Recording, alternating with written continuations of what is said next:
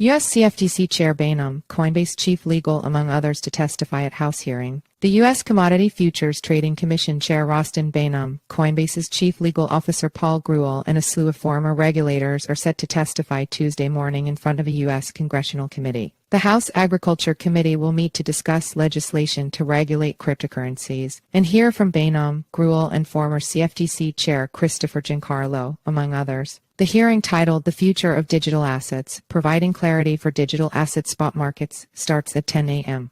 Following news of a Securities and Exchange Commission complaint filed against crypto exchange Binance and days after House Agriculture Chair Glenn G.T. Thompson, ARPA, released draft legislation to regulate the industry. The committee will also hear from former SEC Commissioner Dan Gallagher, who is now Chief Legal Compliance and Corporate Affairs Officer at Robinhood Markets, Inc., former CFTC Commissioner and former SEC General Counsel Dan Berkowitz, as well as former CFTC Acting Chairman and now CEO of the Futures Industry Association Walt Luckin, are also set to testify. The Digital Asset Bill. It is likely that the committee will discuss the draft discussion, which was first released last week. The legislation, released on Friday, seeks clarity on when a digital asset would be considered a security and thereby regulated by the SEC, while creating a process on how digital assets are treated and how intermediaries can register with the SEC or the CFTC. At the end of the last Congress, both House Financial Services Chair Patrick T. McHenry of North Carolina and House Agriculture Committee Chair Thompson wanted to find a path forward together, according to senior policy people familiar with drafting the legislation.